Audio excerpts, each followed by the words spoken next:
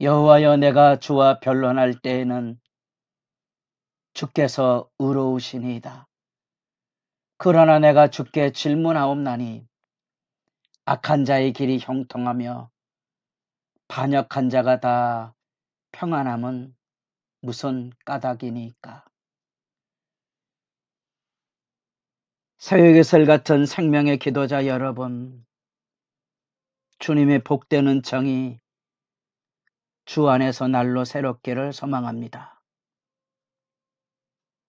오늘 우리가 읽어갈 말씀은 예레미야 11장 18절에서 12장 6절까지의 말씀으로서 우리는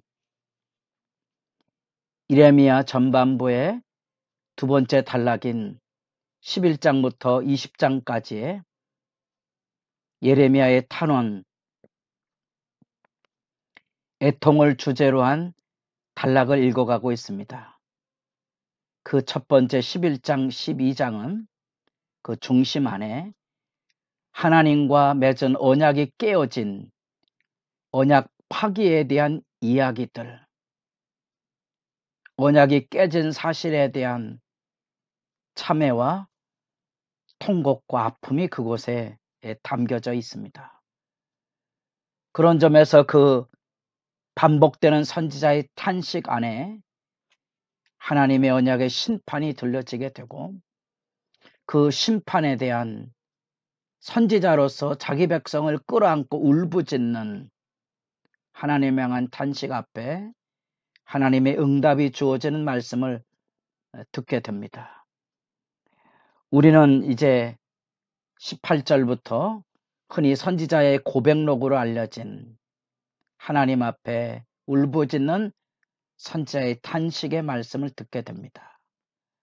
18절, 여호와께서 내게 알게 하셨으므로 내가 그것을 알았나이다. 하나님께서 알려주신 하나님의 심판의 명확함을 알고 있지만, 그러나 자기가 어떤 운명으로 열려질지에 대해서는 하나님께서 그에게 알려주심으로 깨닫게 됩니다.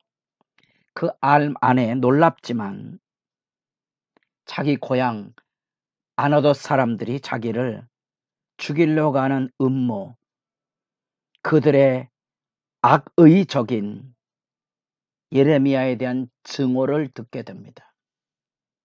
그 증오의 표현이 우리가 그 나무와 열매를 함께 박멸하자. 무서운 이야기지요. 본래 그 종교적인 전통 안에 이 아나돗은 낙향한 권력에서 소외된 제사장 가문이 살던, 우리로 얘기하면 반골 야당의 성향을 가진 그런 지역 사람들인데, 그 고향 사람들마저도 하나님의 말씀을 전하는 예레미야에 대한 고발에 대하여 증오하고 있었던 거죠. 아예 싹을 잘라버리자고, 예레미야뿐 아니라 결혼도 하지 못하게 했던 하나님의 상징적인 죄악을 짊어지고 섰던 예레미야에게 아예 그 이름이 기억되지 못하도록 아예 후손까지라도 싹을 잘라버린다는 악의적인 음모의 이야기들을 하나님께서 알게 해주셨던 거지요. 그래서 하나님 앞에 호소를 하고 있는 거죠. 만군의 여호와여, 공의로 판단하시고 마음을 감찰하시는 하나님께서 선지자를 죽이려 했던 이 악의적인 의도에 대하여, 하나님의 말씀을 거슬려 아예 예레미야를 죽이려고 하는 이 악의적인 횡포에 대하여 하나님의 정당한 심판을 청원하고 있습니다.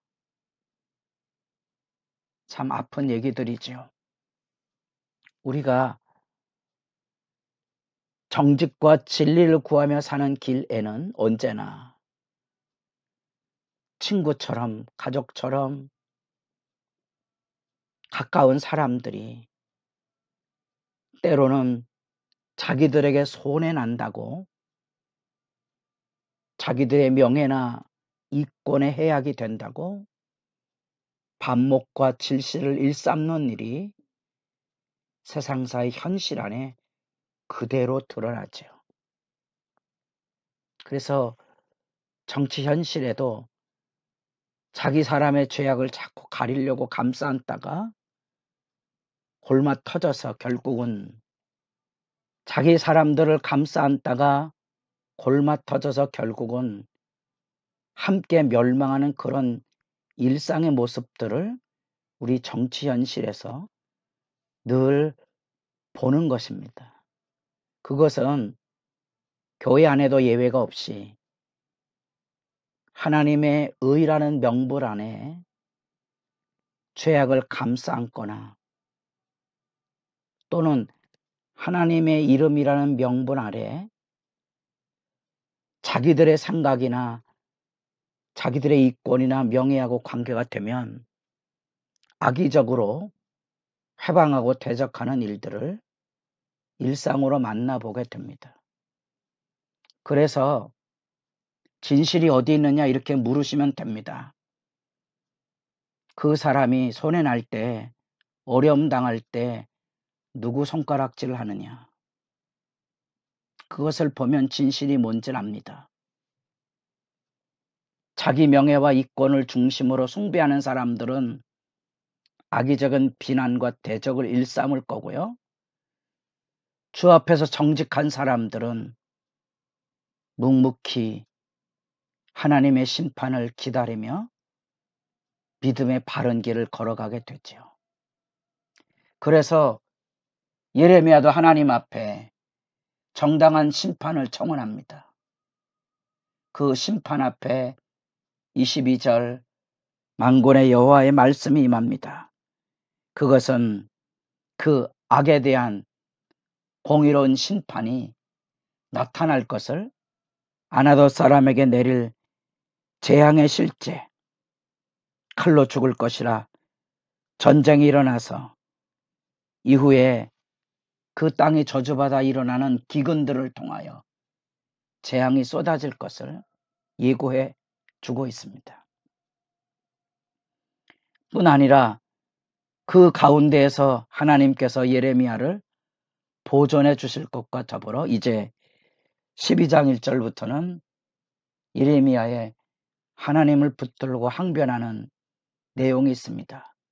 그 내용은 고향 사람들이라도 자기를 저주하고 자기를 죽어 없애려는 이 음모 앞에서 하나님께서 자기 백성을 보호하시고 사랑한다는 명분 앞에 이 재앙이 쏟아질 현실의 역사에서 왜 하나님께서 그 징벌을 속히 행하시지 않는지,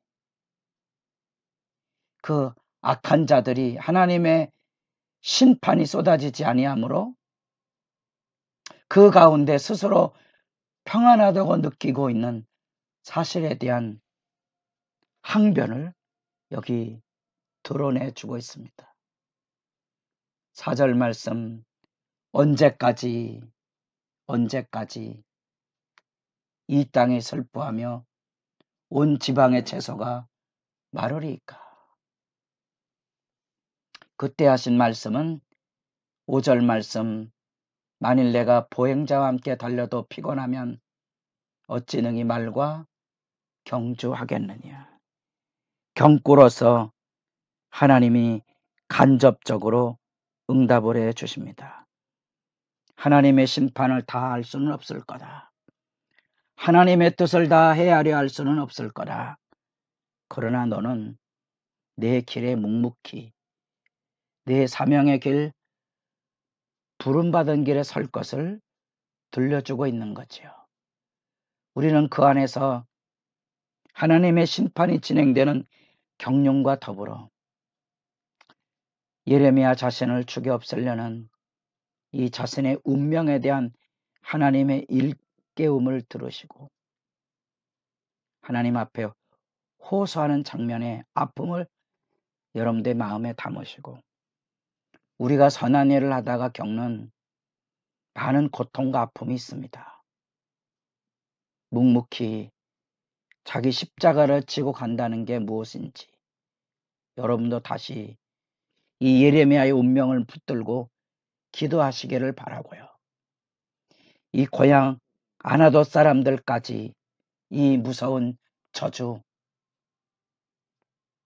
아예 싹을 잘라버리자고 내뱉는 섬뜩한 그들의 저주의 이야기들, 언제나 자기들의 입장과 자기들의 이권과 명예와 권력에 손해가 되면 죽이려고 악귀처럼 달라붙는 이 악의 실제들. 세상은 차치하고 교회당 안에서도 들려오는 이 무서운 악의 목소리들, 여러분 잊지 마십시오. 하나님은 다 마음을 감찰하고 계십니다.